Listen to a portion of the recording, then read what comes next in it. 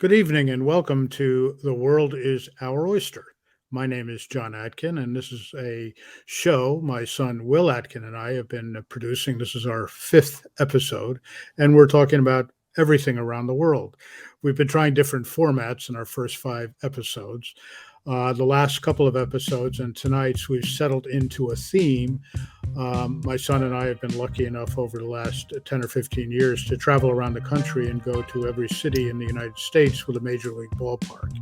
And while we visited the various cities and their ballparks, we also did other expeditions within the cities, sometimes cultural, sometimes out into the natural world.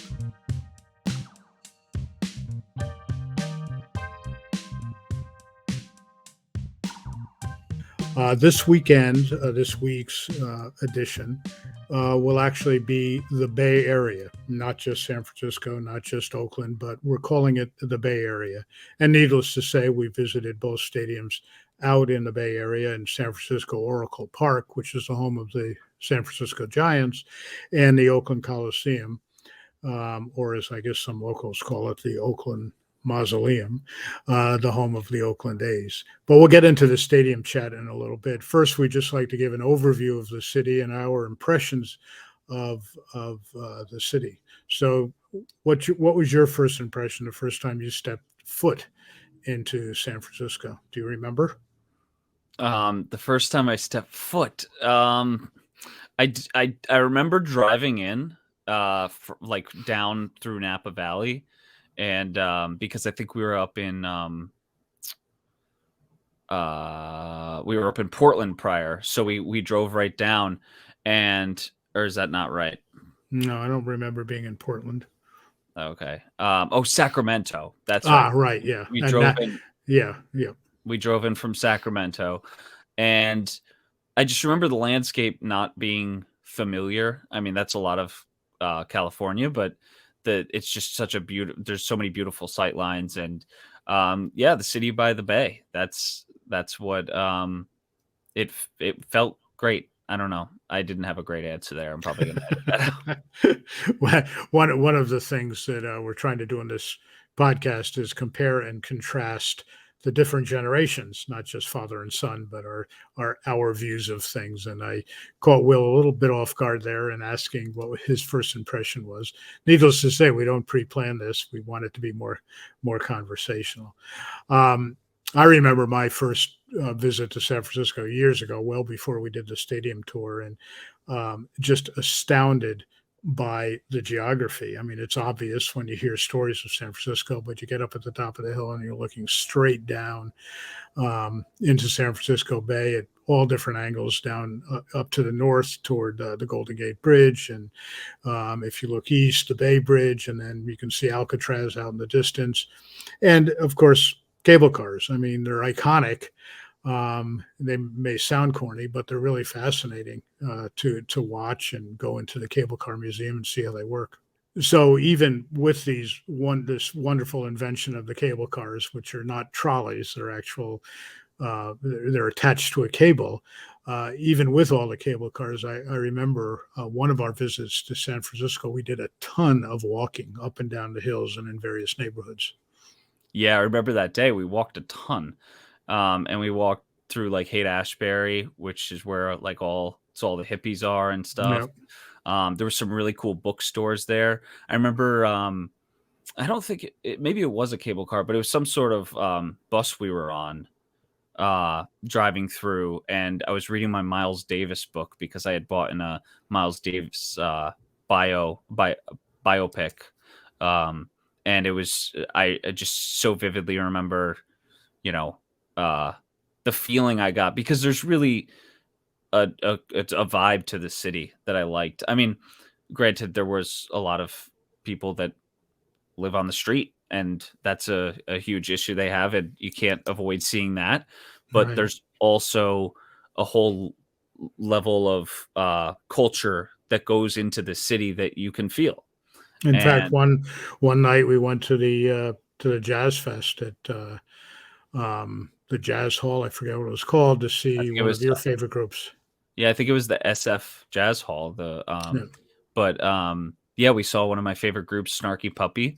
They're like a funk fusion, jazz fusion band. One of the most fun I've ever had in a concert venue. It was great. That it was one of those shows that felt like it was 15 minutes and it was over. And I said, wait, they're done playing? I felt like they played 2 songs, but they played for like an hour and a half, and it was a great time. Yeah. And the fun part about that trip is we'd started out in Carson City, Nevada, at the Carson City Jazz Fest, where you had your trombone with you, and they had you come up and play, and they introduced you as Will from Connecticut Yeah. to do a little riffing with some of the jazz bands out there. Yep.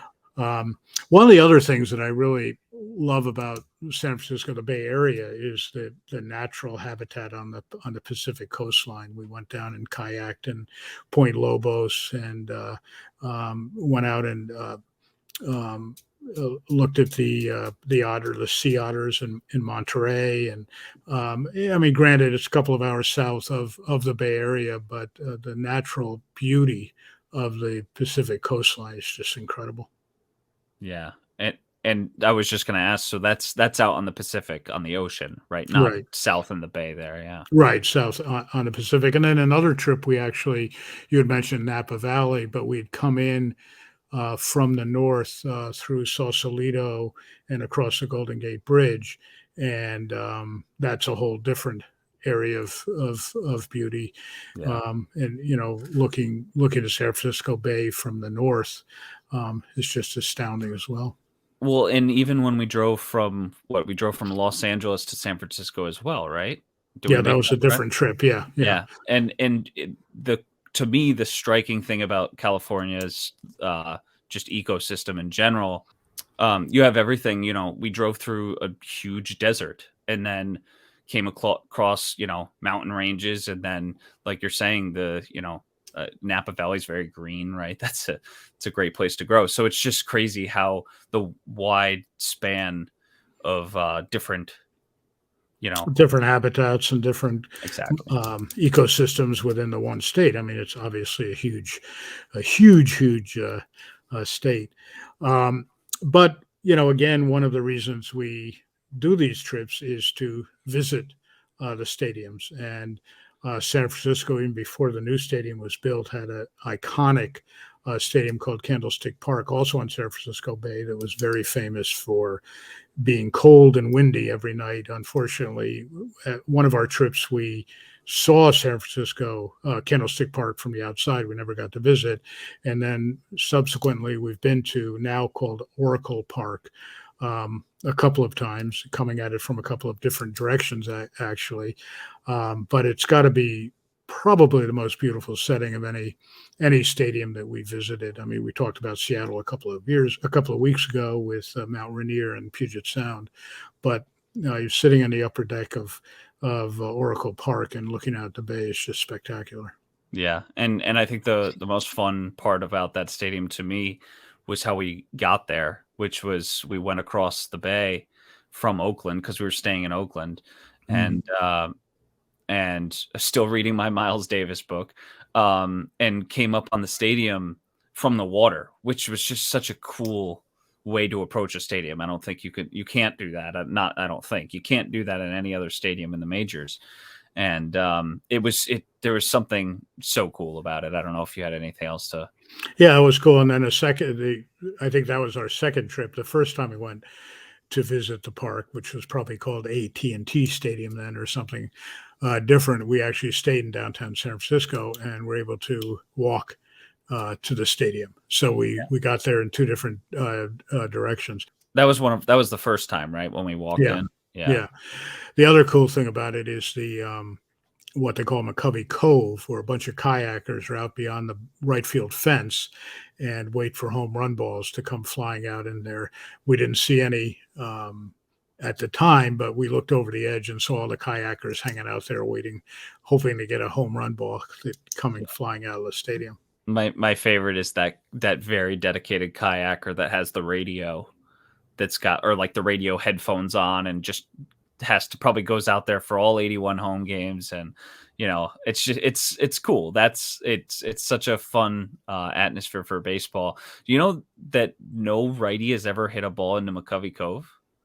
Well, that that kind of makes sense, but it's only 310 feet down the right field line. oh, really? Yeah. Well, but then you've got to go over You the it's another walkway. they did this it's another like 40 feet to clear it, so it's really like 350, but I guess the big thing is that a lot of the wind comes off of the bay there, so it's tougher. But I just thought that was nuts. Like I think there's only been like 99 or something, or and maybe it's around 90, but it's all been lefties. So Hmm. just thought that was interesting. And there only been 99. The stadium was opened in 2000, so in Yeah, 23 years, there are only 99 home runs out there. I think it might even be less. I think last I checked, it was around 89 or 90. So That's a lot of waiting around for those kayakers. yeah, But yeah, yeah, exactly. Well, but now you know why they're so excited when one actually comes out there. yeah, yeah, Yeah, and they all scramble for it. It yeah, was a fun stadium. I remember walking on the little boardwalk behind right field there, and you can look over one edge and see the kayakers, and you can look into the stadium from the other side. It was very, very, very um, accessible stadium. And I remember as a kid when the Giants first moved out to San Francisco from New York. Their first season, I believe, was out in 1958, maybe, and I was just a kid, but I had a transistor radio, and they used to broadcast the games from San Francisco back to New York for a number of years after they first moved out. And I'd have at 11 o'clock at night, I'd have the transistor under my covers listening to, Willie McCovey at first base and Jimmy Davenport at second, Juan Marichal pitching. And, I remember some of those early San Francisco Giant days, and of course Willie Mays. You can't forget him, who ended his career with the Mets. But if we're not doing any official ratings of all 30 or however many stadiums we've seen, but Oracle Park, aside from its name, has to be up there as one of my probably top five. Anyway, one, I think the venue is pretty nice, but two, the views, of the bay and the whole atmosphere around the stadium. yeah. I think this week and last week, these Chicago, Wrigley, and this one, we're doing two of my favorite stadiums for sure. And then there's the stadium across the bay, the poor Coliseum, the poor Oakland A's. I mean, Oakland has had such bad luck with their sports teams. The Raiders played in the Coliseum for a number of years, and then they moved to Los Angeles and then came back to Oakland, and now they're in Las Vegas permanently.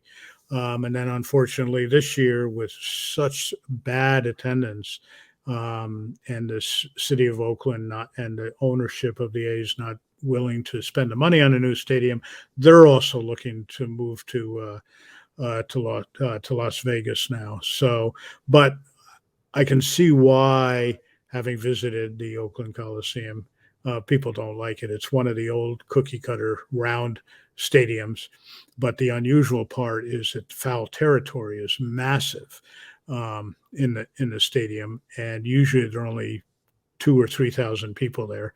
We went. We had field level box, and we were probably 50 or 75 people around us.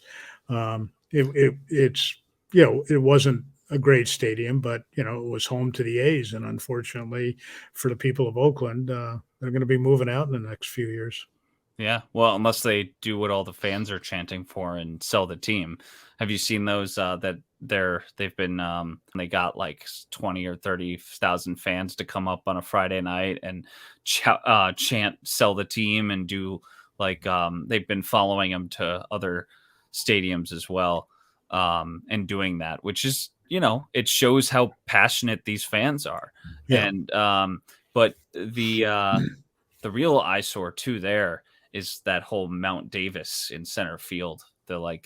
How they call it Mount Davis. It's all those suites in center field because it always had that huge amount of foul territory and stuff. But at one point it kind of had like a grassy area in center field there. And Well, they close it in for football. That's why they. No, but the first iteration of the Oakland Coliseum wasn't the current construction of how it looks. Hmm. It didn't have that entire mountain of suites out in center field or That's what I anything. mean. But I think they added that all in for football because that would be one of the sidelines for the for a Exactly. football stadium. Yeah, Exactly. That's what they yeah. had. So I mean, we're trying not to rank stadiums, and we're trying not to be negative, but if we were ranking them, and if we were being negative, uh, you know, unfortunately, the Coliseum would probably be in the bottom 5 or 10. One because of its age, but two because of this monstrous set of stands out in the outfield and all the cookie cutter aspect of it. Well, and it's for a team that's not even there anymore. It's like there's remnants of this previous NFL stadium that the A's Hmm, happen to play, and it's yeah. just a weird situation. So Well, they're not going to tear it down. So anyway, those are our impressions of the two stadiums. And let me, I was talking earlier about teams leaving Oakland, and Golden State Warriors are another one. I mean, they moved from Philadelphia originally when Wilt Chamberlain played to San Francisco for a couple of years, and then they moved out to Oakland. were they the Warriors in Philly too? Yeah, Philadelphia Warriors. And then in '74, they moved to Oakland through 2018, actually. And then they built a new stadium, a new arena in downtown San Francisco for 2019. So they had lost the Warriors too. So Oakland has had has some bad luck with holding teams, unfortunately. And it's a interesting city. We went to I remember walking through it and going to some of the music shops, and just sort of exploring the downtown area, which clearly is not a tourist attraction, but is an interesting area to walk around and get to know. And then, of course, the next town north is Berkeley, where Cal is, and beautiful campus up there on the Yeah. hill. So the whole Bay Area is just spectacular between the cities and the natural habitats around them. Which I remember I bought either it's your preference on what you want to call it, but it's either soprano trombone or a slide trumpet. I bought one of those in Oakland. I still have it, and yeah, I a love it. little tiny trombone, it looked like. Yeah, Yeah, yeah, exactly. yeah. But we close every show with our top five. We each have a top five. We don't talk about it ahead of time, and sometimes they coincide, sometimes they don't. And so the topic is top five things, not necessarily that you visited, but what you think about or have visited. And we'll do the whole Bay Area this time rather than just say one of the cities. And last time I said you go first, and you said no, you went first last time. So I went first last time. So this time you're going to go first. Now it's fine. Now Yeah, it's my turn. yeah. All right. So, number 5. Now, as I'm approaching this number 5 and looking at it, I'm not sure if it's even technically in the Bay Area, but I'm just going to go for it. I'll hit the buzzer if it's not. Okay. All right. Do that. It is number 5 is Napa Valley. I remember taking a wine tour with you, even though I was too young to drink, and being like, wow, this would be a lot cooler if I could drink. But nonetheless, it was very cool to see how all those huge vats of wine and the so much acreage of all these grapes to make all these different types of wine, and the vineyards, and how in other words, I want to go back and experience it as being able to drink it, because it seemed really fun to It watch. is. Napa and Sonoma Valley, both up there, definitely in the Bay Area, north of San Francisco, and spectacular scenery. And each winery has a whole different feel to it. A lot of times, people will either get a driver and stop at various wineries along the way, so you don't have to drink and drive. But yeah, that would definitely. I don't have that as one of my five, but that definitely Bay Area. Yeah, me and my soon-to-be wife will have to do that trip soon, because Absolutely. she loves wine. um, so number 4 is Fisherman's Wharf. I think they were either sea lions or seals of some sort, but they were Sea all lions, yeah, they all sit out there and sunbathe all day and bark. and Of bark, course, yeah. they're very loud, but that creates an atmosphere which is just second to none in any city I've been in, because It's pretty it's unique. yeah, it's and then they're flinging fish around. I just love the area around it, it's really makes you feel like you're on the water and on the bay. And yeah, I love Fisherman's Wharf. The number 3 is the Benihana, just south of the airport there. It's a sushi hibachi place where we went, and you're able to actually sit at the sushi bar, and as you watch a guy make sushi in front of you, behind him you get to watch all the planes coming in. And that was just a fun experience. It was something that's ingrained in my memory, and I yeah, it made the sushi taste so much better that I could sit with my dad and watch planes land and stuff. So and then number 2 is the Golden Gate Bridge.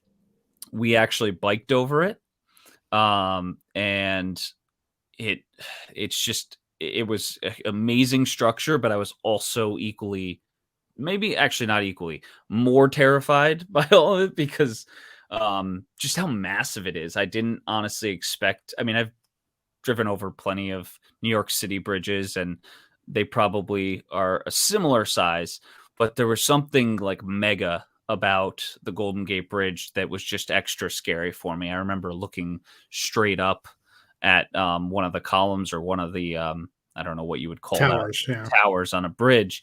And it was, I mean, it gets lost in the clouds regularly. You see all those pictures of the smog rolling in, or the fog Yeah. rolling in. Yeah. It's not LA, sorry, not smog. My number 1 is the sourdough bread that you get from some of those Fisherman's Wharf markets. I remember buying some, and it just, the taste of it brings me right back there. And yeah, no, I love that bread, and it was great. So I had to put it as number 1. They also sell it at the airport in case you forget to buy it downtown. You can always get a loaf at the airport as you fly Perfect. out. Perfect. So, I mean, all or right. Well, your second loaf, like you had one back at then you get yeah. one at the airport too. So we do have a little overlap, but I also have the other day when we were doing a top 5, you had a couple that weren't top 5. You had an expression for them. What were they called? Oh, OLIs, so outside looking in. Okay. So I have one OLI before I get to my top 5, and that's what we talked about earlier. And again, Bay Area is actually, I think these areas are further than Napa and Sonoma Valleys from San Francisco to the south, and that's Point Lobos Natural. It's a reserve, and then Monterey Bay, kayaking among the sea otters down there. You're not allowed to approach them. They can approach you, but they're all lying on their back, eating mussels, and they kind of look at you, and you don't bother them. They don't bother you. But then you can also kayak through the marshes in Point Lobos, and it's probably, I don't know, a couple of hours south of San Francisco, but it's just a beautiful, beautiful coastline and experience.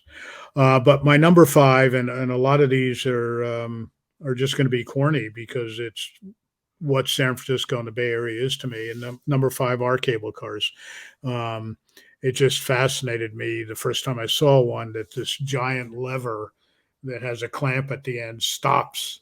You know, it clamps onto the cable, and that's what gets it to move. And then they unclamp it, and that's what gets the cable car to stop. There's a whole museum that can spend hours in walking through and understanding how these work. And it was the most efficient way at the time to get up and down these hills of San Francisco. We went to the cable car museum, right? Yeah, exactly. So that's my number 5. My number 4, you had mentioned earlier, are the old bookstores and record stores. I remember this. You weren't with me, although we did bookstore visits when we were together. I spent a weekend in San Francisco once, just getting on buses and going from bookstore to bookstore. I'd get off, go into the bookstore, go into a coffee shop, do some browsing, and then get on the bus and go to the next one and the next one and the next one. One of you kept referencing the Miles Davis book you bought. I remember I bought an Average White Band album in one of those record stores back then. This was, gosh, probably 20 odd years ago. Number 3 for me is kind of an overlap. It's sushi bars, but I like the ones that have the little boats that float around. You sit at the bar and the boat comes around, and there's pieces of sushi on it. You can grab the sushi that you want as it goes by. I've been searching for that restaurant since you've told me about the yeah. idea of it. So if anybody knows where a restaurant like that is, drop it in the comments. I'm going. It's one just is opening up in the Fairfield County area in Connecticut. So I Oh, mentioned that. That's the one I sent you, but I don't know where it is, where it's opening. okay. Number 4, we've already talked about, and that's Oracle Park. I mean, it's one of my top 5 stadiums in the country, and we talked about the views and the atmosphere. And before the Mets came along, the Giants were my team. And as I said, I was 8 years old, listened to them under the covers back then. And the way the Mets are going this year, maybe they'll be my team again this year. And number 1, and again, corny, but and I was going to mention our biking too, is the Golden Gate Bridge. I remember biking across, and when you're on the bike, there's a railing over the edge, and you're higher than the rail. When you're walking, the railing is at a reasonable height, but when you're on a bike, you're taller. And then you get up to the towers, and you actually have to ride around the towers, and the people are going both directions on the sidewalks, and it's pretty terrifying in a way, but also very exhilarating. But then also the different views of the San Francisco of the Golden Gate Bridge from the north. Looking from the northwest is a whole different angle than from Sausalito, than from the Presidio and various points in San Francisco. So, and as Will said earlier, the fog rolling in on occasion, covers up the tops of the towers. Not to mention, it's also very windy while you're doing that bike ride. Yeah, exactly. And that can be also equally terrifying because there's the wind. But we managed to stay on and not go overboard. So yeah, that actually reminds me of our segue. Sorry, I know this is if I had no LI, if I had remembered to do that, I would have put our Segway tour on there too, because that was fun. Yeah, that was fun. We actually went out to the beaches of San Francisco on the West Coast. People don't even know there are beaches in San Francisco as you get further toward the Pacific, because people tend to stay in the confines of the city. But we went up to I think it was Golden Gate Park and rented Segways, and were able to buzz all around up there. That was fun. Yeah, it didn't even feel like we were in the city anymore. It was kind of exactly. like we were in the outskirts. Yeah. It was almost like a little beach community when we got out there. And then one more. I know we're trying to wrap it up, and I'll wrap it up. But there was that one street with the that we walked that entire day. We kind of got to the top of a hill, and went in that whole row. There was a whole street of a row of bookstores. Is that wasn't Haight-Ashbury, was it? Or I don't. It might have been it might have been in the Haight-Ashbury area. Yeah. I just remember that whole day we were walking around and going in bookstores, and it was really fun. Yeah. So that's our format, and we hope you enjoy. You can please make comments down below if you want us to expound on anything, or if you were bored silly, let us know that too. And we'll figure out what city we're going to visit next week. But please subscribe or hit a like or do something fun. Turn on notifications. Yep, turn on notifications.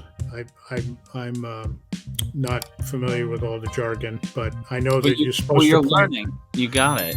Right. I know you're supposed to point down when you say this. Look down below and put comments and subscribe. So that's the Bay Area. We hope you've enjoyed our little visit, and it's time to say goodnight. So good night, Will. Say good night, Will. I was all queued up. Yeah, well, we were trying to do something new. We screwed that up. All right, so it's time to say goodnight. Say goodnight, Will. Good night, Will.